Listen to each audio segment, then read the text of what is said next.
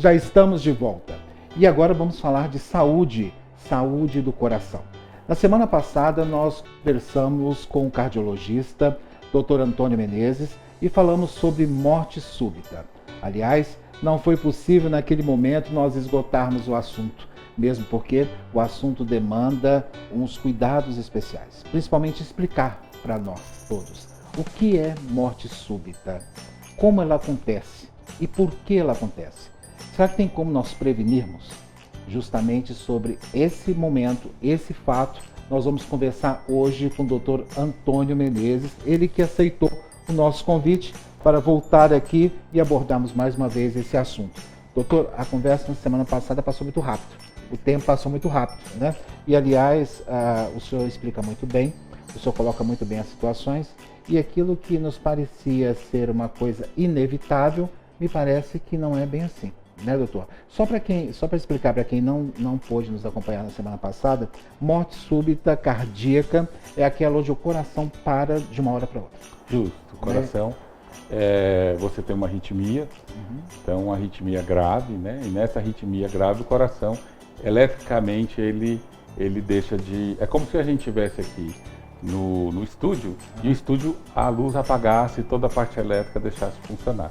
Então, como o coração precisa da energia da parte elétrica para bombear, né, para fazer os músculos trabalharem, neste momento há uma pane cardíaca e aí o coração para.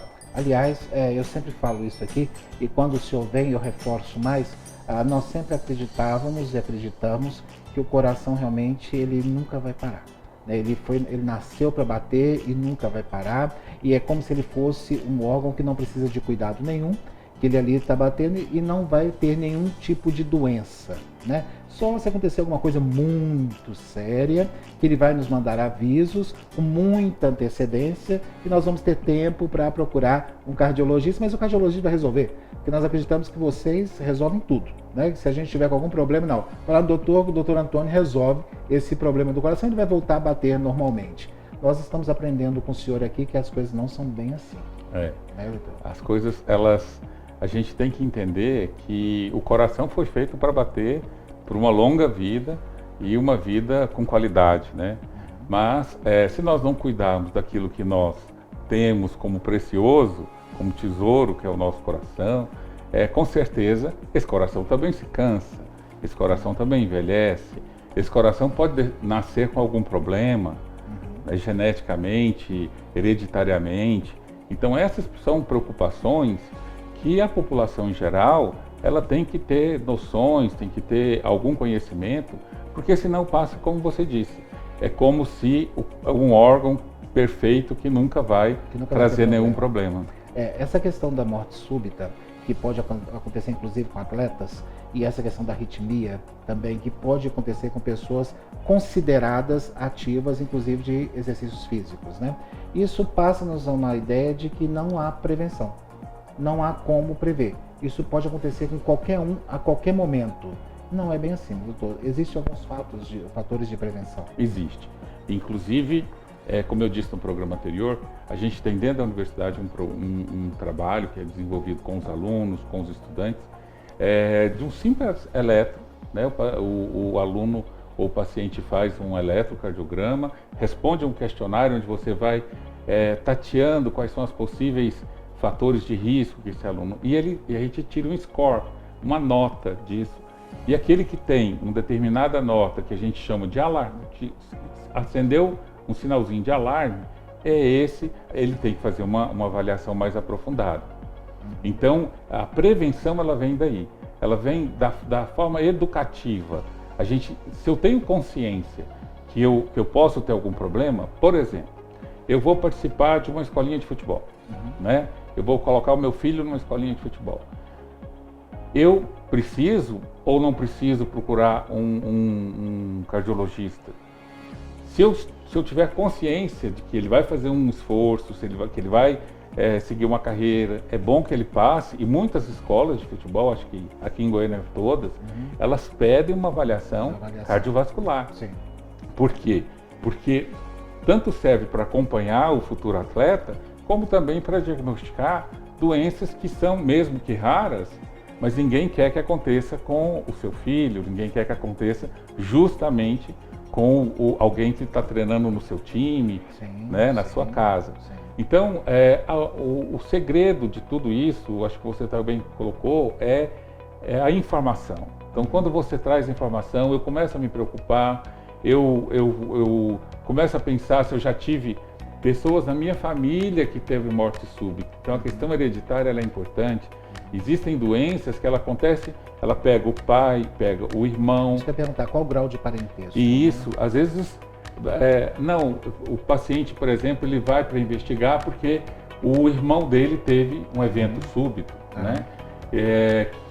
Ou um tio, ou um avô. Sim. Então, existem as doenças geneticamente determinadas.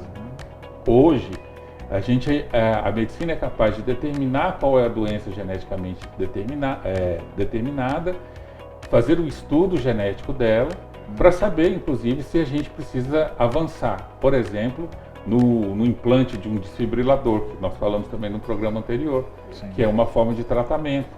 Já que a morte é elétrica, eu posso colocar um desfibrilador, que é um tipo de marca-passo. Isso que eu ia perguntar, é como se fosse um marca-passo. Isso, e esse marca-passo ele pode, por exemplo, um jogador de futebol, que se por acaso ele tivesse naquele momento um desfibrilador, dificilmente ele estaria jogando, mas se ele tivesse o desfibrilador, ele não morreria, por exemplo, entendeu? Sim. Isso já implantado. Isso, por isso que a gente fala, as políticas públicas para os desfibriladores externos, né, em locais públicos, porque você pode evitar mortes, e no caso de ser você foi ressuscitado de uma morte súbita, porque a morte súbita você pode ser ressuscitado, se você tiver o cardiovascular desfibrilador alcançável, entendeu? Sim.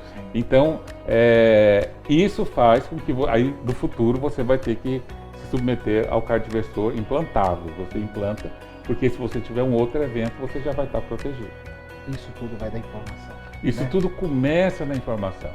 Então, aquela ideia, e às vezes a gente pensa que não, mas até os médicos acham que não, mas a informação, a noção de que existem esses problemas é fundamental para esclarecer a população e a população ela buscar, principalmente quando tem sintoma, quando tem algum parente que já teve algum problema, ou se vai fazer algum tipo de esporte.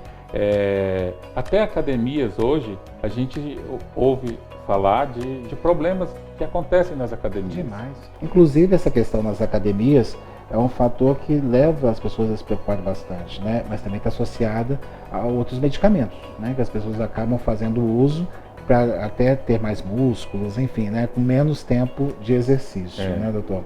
E não só ataca o coração, mas ataca os outros órgãos também, causando até uma falência múltipla de órgãos. Inclusive, eu tenho um caso de um colega, né, infelizmente, que aconteceu um fato bastante parecido com esse. O importante também é a gente esclarecer para a população que o fator de prevenção é justamente fazer os exames e a consulta de prevenção com o cardiologista. Justamente. Né? Seria os check-ups. Né?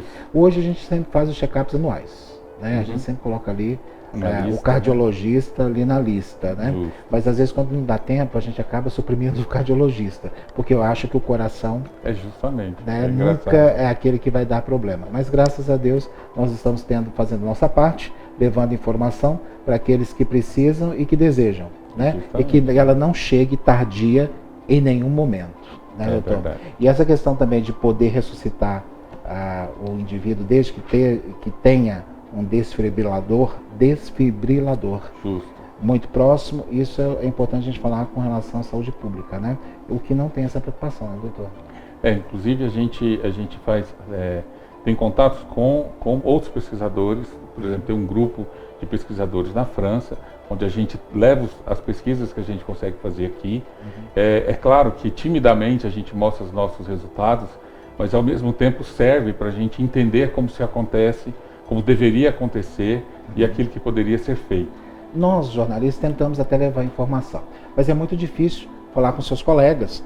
Nós estamos tentando trazer a cardiologia para o programa tem 2 anos. Vocês nunca têm tempo, né? E o senhor especificamente falando, o senhor é professor, o senhor é doutor, tem doutorado, o senhor é professor na universidade, o senhor atende no consultório. Então, assim, é difícil trazer o senhor aqui. Né? Então, foi 2 anos tentando trazer, né, para que o senhor viesse para cá, para que o senhor levasse essa informação para a população de uma forma geral. Inclusive, você agora, portador de uma boa notícia para o senhor não sabe ainda, eu acredito que ainda não saiba, o prêmio Mega Profissionais existe há 20 anos. E sempre nós fazemos reuniões com colunistas sociais, formadores de opinião, buscando a indicação de alguns nomes, né, de diversas áreas. Mas nós não homenageamos o profissional da área médica, mesmo porque o Conselho não nos permite isso. Mas nós buscamos nomes de homens que tenham contribuído com a sociedade de uma forma em geral. E o seu nome é muito bem referendado entre essas pessoas. Obrigado. É muito bem lembrado dessas pessoas.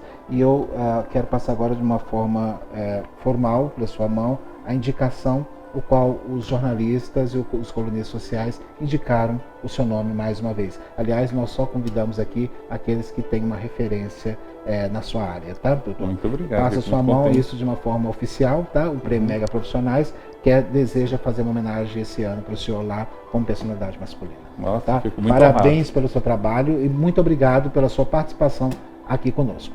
Muito tá bom? obrigado. E daqui a pouquinho nós voltamos, depois do nosso intervalo.